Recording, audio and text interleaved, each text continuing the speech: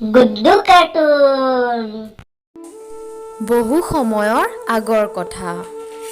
এখন দেশত এজন ৰজাই বাস কৰিছিল আৰু তেওঁৰ সৈতে তেওঁৰ ৰাণী আছিল আৰু তেওঁলোক দুয়োজনে মিলি ৰাজ্যখন শাসন কৰাৰ লগতে গৃহ সংসাৰো খুব ধুনীয়াকৈ পৰিচালনা কৰিছিল। কিন্তু তেওঁলোকৰ মনত এটা বৰ ডাঙৰ দুখ আছিল, কিয়নো তেওঁলোকৰ কোনো সন্তান নাছিল আৰু সেইকাৰণে তেওঁলোকে দুয়ো মাজে সময়ে দুখ কৰি থাকিছিল।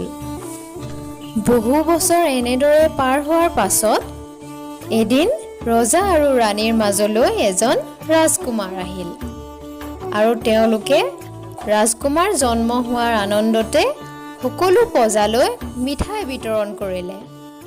পুত্ৰ হোৱাৰ আনন্দতে ৰজাই গৈ দৈব্যৰ ওচৰত তেওঁৰ পুত্ৰৰ কুষ্টি নিৰ্ণয় কৰিলে আৰু কিছু সময় চাই লৈ দৈব্যই ৰজাক ক'লে, মহাৰাজ, যুৱৰাজৰ ভৱিষ্যত অতি উত্তম, মাত্ৰ বাঘৰ বাবে যুৱৰাজৰ ভয় আছে আৰু তেওঁৰ হয়তো বাঘৰ বাবেই প্ৰাণনাশো হ'ব পাৰে। গতিকে মহাৰাজ, যুৱৰাজক সদায় বাঘৰ পৰা সাৱধানে ৰখাব।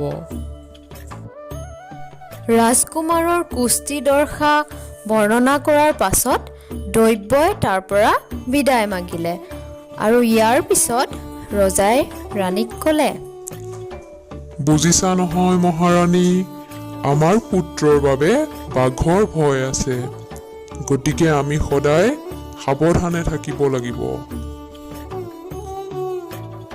এনেদৰেই দিনবোৰ পাৰ হ'ল আৰু শুক্ল পক্ষৰ জোনটোৰ দৰেই ৰাজকুমাৰো দিনক দিনে ডাঙৰ হ'বলৈ ধৰিলে। এদিনাখনৰ কথা, এটা প্ৰকাণ্ড বাঘ হাবিৰ মাজৰ পৰা ওলাই আহি প্ৰজাসকলৰ ওপৰত আক্ৰমণ কৰিবলৈ ধৰিলে। এই কথা গৈ গৈ ৰজাৰ কাণত পৰিলগৈ।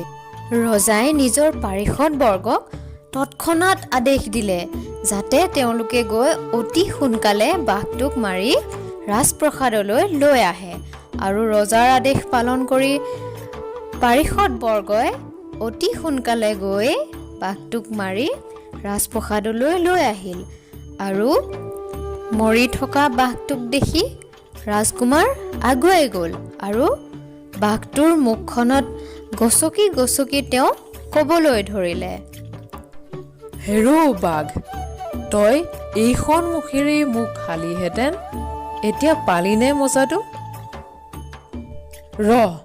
ময়ো দিছোঁ এসেকা। এই বুলি কৈ ৰাজকুমাৰে তেওঁৰ সোঁভৰিটোৰে খুব জোৰেৰে মৰা বাঘটোৰ মুখতে এক থিয় গোৰ সোধাই দিলে। পিছে হিতে বিপৰীত হ'ল। সেই যে বাঘৰ মুখত জোং জোং শক্তিশালী দাঢ়িবোৰ আছে, বিন্ধিলে নহয় ৰাজকুমাৰৰ ফুল কোমলীয়া ভৰিত, আৰু সেয়াই তেওঁৰ বাবে কাল হ'ল। ভৰি গেলি পোনপোনীয়া দিলে আৰু তাৰ পাছত সমস্ত শৰীৰলৈ বীজাণু বিয়পি এদিন ৰাজকুমাৰে চিৰদিনৰ বাবে চকু মুদিলে। এতিয়া বুজিলানে অকণিহঁত? সেইকাৰণে মানুহে কেতিয়াও অহংকাৰ কৰিব নালাগে। যেনেকৈ আমাৰ জীয়াই থকাৰ অধিকাৰ আছে, ঠিক তেনেদৰেই বনত থকা জীৱ জন্তুবিলাকৰো জীয়াই থকাৰ অধিকাৰ আছে। গতিকে অকণিহঁত, সদায় সকলো জীৱকে মৰম কৰিবা দেই। তেনেহ'লে আজিলৈ বাই বাই। পুনৰ এটা নতুন ভিডিঅ' লৈ আহিম দেই।